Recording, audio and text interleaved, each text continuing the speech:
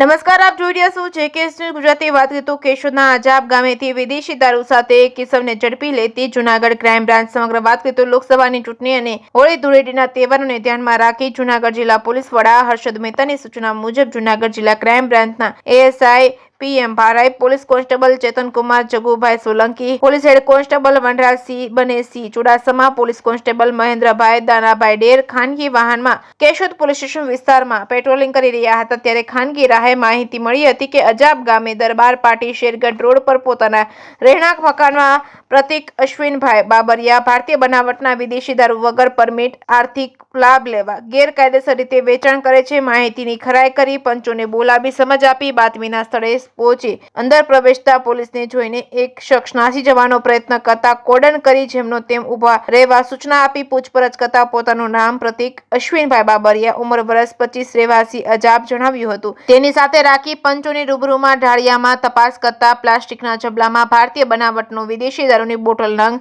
11 millilitre 180 કિંમત ₹1100 મળી આવેલ હોય જેની પાસ પરમિટ ન હોય. મોબાઈલ ફોન નંગ 1 કિંમત ₹1000 મળી કુલ ₹2100 મુદ્દામાલ સાથે અટક કરી પ્રતિક અશ્વિનભાઈ બાબરિયા વિરુદ્ધ કાયદેસરની કાર્યવાહી હાથ ધરવામાં આવી છે. કેશોદ પોલીસ સ્ટેશનના એએસઆઈ વીરાભાઈ મેપાભાઈ કોડિયાતર આગળની તપાસ હાથ ધરી છે. જેકેએસ ન્યૂઝ ગુજરાતી સાથે રાજુ પંડ્યા, કેશોદ.